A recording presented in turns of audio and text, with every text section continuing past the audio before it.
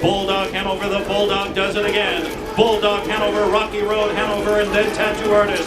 It's Bulldog Hanover, 1:45 and 4.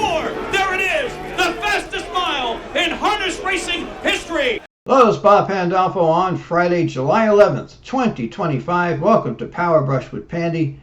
Tomorrow I will have a video at around noon or maybe a little before noon about the card at the Meadowlands tomorrow night, the Meadowlands Pace Night. My selections are available for the entire card on the United States Trotting Association handicapping page, and they're available right now. But I'll talk about the card tomorrow. I'll do a video about that. It's a great card.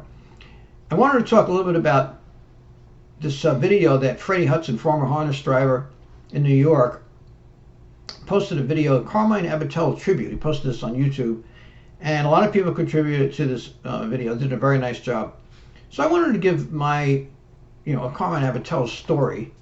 Years ago, when I was handicapping, writing, and editing, working for Sports Eye in New York, this is back in the 1970s, I went to my editor, Jack Rubin, and I said, I want to do a long interview with Carmine Abbatiello. And I said, I want to frame it as, why do horses go faster with Carmine? Right? Because that was the thing about Abbatiello, is he would get on horses that really weren't doing anything sometimes, and he'd win easily with them. I mean, it was really remarkable, and I thought it was very unusual. I mean, he had an unusual gift. So I said, I'm going to put the focus of the interview on that. Now, it was a long interview, and we talked about a lot of different things. In fact, I recorded the entire interview. Unfortunately, I don't have it now. This was a long time ago, and I had a whole box of stuff that after a while, I didn't feel like dragging around. So I have a lot of my old columns that are still on, I wrote when I had a computer of my own, but this is going back in the 1970s. But anyway, Jack Rubin, thought about it, and we were kicking it around. He says, something, that's a good idea. He says, we'll advertise it, we'll promote it. So he says, make it for a few weeks from now. So for a couple of weeks, when you were reading Sports Eye, you turn the page and you see these banners at the top of the page, why do horses go faster with Carmine? Find out when Pandy interviews Carmine Abbatiello in the May 21st edition or whatever date that was. I can't remember what date it was. And this was like, he'd have several of these throughout the paper. When the interview actually ran, we sold out that day. It went in the biggest paper of the week was the one that came out on Sunday. It was a double issue, and we sold. The paper sold out. So it was really good. So what happened was, I set it up with Carmine and went to his house in Colts Neck, New Jersey. Basically, it was a ranch because he had a really nice house, him and his wife Marie, and they had a barn area with horses. Because Carmine did train some horses and own horses, and I think he bred. He was in the breeding game for a little bit too. So he took me out to the barn and everything, and then we went inside and we sat there, and I recorded the whole thing. So when you talk to about a guy like that who can wake horses up, one of the things that he said to me, he says, well, it's through the hands and everything. And here's this Stan Bergstein quote on the Carmine Abbatiello tribute video. He said he has that intangible something he conveys with his hands through the lines that keeps the horse alive. That's true, and that's what Carmine was saying. But I kind of, pushed him and I said, come on, let's talk about your technique. And it was pretty interesting, actually, because he told me, for instance, hey, once in a while, he said, say I have a really lazy horse. And he said, I'll take him in the backstretch, I'll turn the whip around, and with my right hand facing the back fence so nobody can really see me, I'll smack him a few times with the handle before the race starts. So just hit him a couple times, boom, boom. He says, and that gets his attention. Now he's like, he's more alert. And, and it's funny because, every driver has different things that they do, and the great drivers all have some sort of style, a different way of holding the reins and everything. One of the things that was different about Abbatiello is that he was extremely confident, to the point where there were people, I think that, he kind of rubbed the wrong way, because he was cocky. But the thing is, that confidence, the horse felt that confidence. And I really believe this, that the drivers who are in that level, and there's a lot of athletes like this too, in different sports, where, even if you have, say, a great quarterback, a great quarterback can help a team play above their talent level if he's goes out there and, it's just like when Joe Namath, when the Jets won the Super Bowl, Joe Namath said, well, I guarantee we're going to win. And he gave his players confidence because they were like, well, Joe thinks we can win, that type of thing. So, and it's the same thing with these horses. I really feel like there are certain drivers that instill, more confidence into the horse. And of course, the horse has to feel it through the lines. But still, there's a connection there. And so Abbatiello was very unique because he told me, he said, when I look, I'm driving a horse for the first time, I don't care how it looks in the program. I know, a lot of times I look and, I'll say it doesn't look like much, but he says, I just, cross that out of my mind and I drive him like he's a good horse. He says, I figure, let me see what he can do with me, when I'm driving him. He says, so I give him the benefit of the doubt. And so what would happen a lot of times, he would, I'll give you an instance, for instance, and this happened quite a few times where the trainer of a horse or the owners of the horse, Carmine would be driving a horse for the first time and they'd say, this horse has no speed whatsoever, he has to come from behind, just take him back and, see what you can do from off the pace. Well, Carmine heard that and he would just nod and say, okay. But then as soon as the race started, he'd just go right to the lead and the horse would wire the field. First of all, Abbatiello may have been the best driver I've ever seen. I would have to say he's probably as good as any and maybe the best driver I've ever seen at leaving the gate.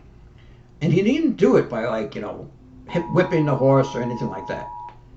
He just, shook his hands just a little bit and the horse just took off. He was, he won a lot of races by establishing position like that. So that was part of it was, I'm going to drive him like a good horse. Another thing he told me too, which I thought was really interesting too, is that, he liked to keep the horse awake and keep his attention. He said, so if you watch me, he said, I'm always have the tip of the whip on the horse's tail. He says, and he had this thing when he won from off the pace. A lot of times he would make these explosive moves. So he won a lot of races where he'd be third over, even fourth over, and all of a sudden he would just come shooting out of a cannon down the backstretch like 3 wide and just sweep the field. And then he'd take the lead and the horse would draw off. So I talked about that move, and he says, well, here's how I do it. He says, so I tap the back of his, his rump, like by the whip, by his tail, where his tail comes out. He says, and I just tap, and I tap, and I tap. He says, just keeping him on edge a little bit, keeping his attention. He says, then when I'm ready to make my move, he says, I shake the reins and I go, ha, I shout at him. And I know it sounds simple. I know a lot of drivers probably try the same thing and it wouldn't work, of course. But, when you watch Abbatiello, he did that. He always had that whip tap, tap. And even when he was on the lead, he wasn't a heavy whip guy most of the time. If it was a major stakes race back then, a lot of drivers, would whip the horse hard. Back then you could hit the horses more than you can now. But most of the time when he, went wire to wire or something, he didn't overuse the whip. That was not how he got the horses to hang on. He just, kept them alive. And another thing he did, and this was unusual back then too, Stanley Dancer was like this a little bit too. Stanley Dancer, used to go wire to wire a lot more than the other drivers. He was like one of the first drivers back then who'd become more aggressive. Now he had good horses, of course. He had, Stanley Dancer and Bill Horton had the big barns. Joe O'Brien was another great horseman who at one time had a lot of horses. but they were more patient drivers. And Stanley Dancer liked to go to the lead. Abbatiello really took it to another level. He was one of the first drivers to really use the front end more. Now you have to remember that they were driving wooden bikes, and the nature of the sport back then is that it was difficult to go wire to wire. I mean, the horses got tired. It wasn't like now. I mean, now it's very easy to go wire to wire. I mean, in fact, horses just go out and they set blazing paces, especially on half-mile tracks now. It's really not very difficult to go wire to wire. Back then it was. I mean, it really was a tiring race sport. There were 1 mile was a difficult race where horses would go to the lead, and if you used them a little too hard to the quarter, it was very difficult to go all the way. Very difficult. It was really a closer's game. Most horses that went wire to wire, the drivers were really, able to really slow it down.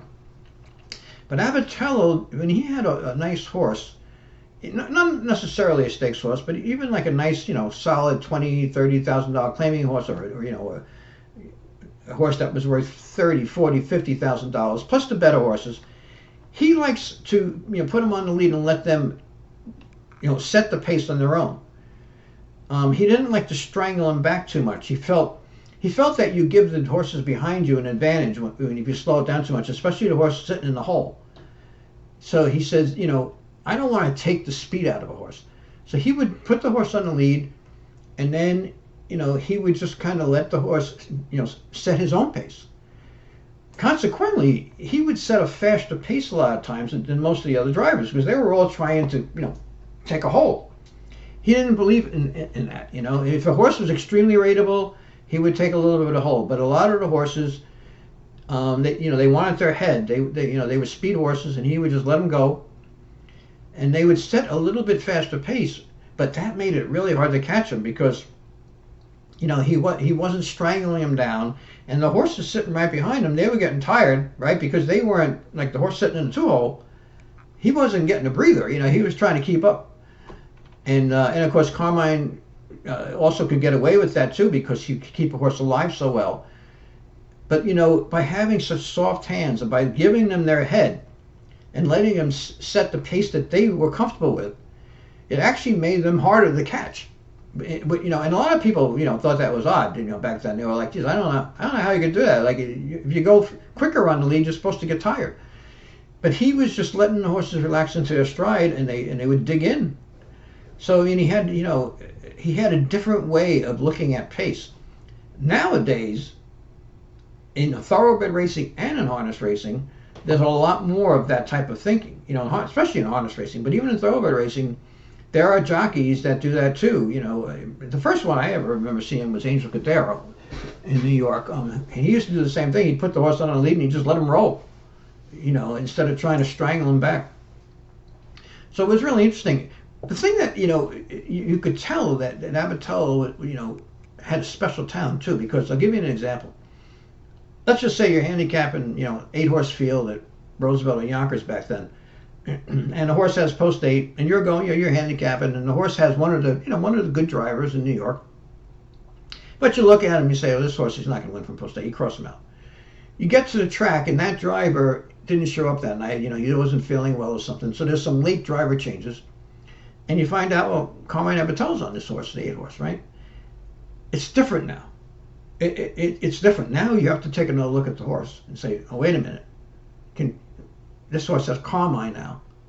Now, I wasn't going to use him in the exacta, but he could come in second. He could maybe even win. It's Carmine, But I use him in exacta. If you already say you're playing a trifecta, I've got to use him. I throw him out before I got to use him. I'll use him second and third." I mean, that's how much of a difference he made. The only other driver I've ever seen that made that much of a difference where you had to actually change your handicapping was Walter Case Jr., especially when he was, at the peak of his powers at Yonkers. He had that one year where he won 32% of his race. I mean, he set his record year, Walter Case Jr., when he won over 1,000 races. I mean, that was one of the most sensational years I've ever seen. And Case was like that. I mean, he got on a horse, you had to take a really close look at that horse, even if the horse looked terrible. And that's the way Abbatiello was, you know. So these guys, I mean, they had a special talent.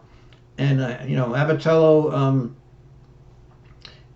in my opinion, he's probably as good as any driver I've ever seen. He was good off the pace, too. You know, and it's funny, too, because people think of him as a half-mile track driver. But when he drove at the Meadowlands, he did very well. I remember when he won an Open with a horse at the Meadowlands 3 weeks in a row. And he won it all from off the pace. So that's what the great drivers do. They're not going to drive the same way. You know, and it's the same. I've seen John Campbell do this, right? John Campbell was always like an off-the-pace driver in his prime at the Meadowlands. But it was an off-the-pace track. But when he went and drove on a half-mile track, he was aggressive. You know, you have to adjust. And the great drivers, they know how to do that. So anyway, I'm going to put a link at the end of this video to this tribute video that Freddie Hudson put together, which was, you know, very nice. And again, tomorrow I will have an update on the great card at the Meadowlands for Saturday night, the Meadowlands Pace Night. I'd appreciate it if you subscribe to my channel. If you hit that little this here, you know, this I like this, you'll get, that's like a notification. So then you'll find out, you'll get a message, an email from YouTube when I have a new video. But thanks for tuning in. Lots of luck, and I will see you tomorrow with my Meadowlands Pace video.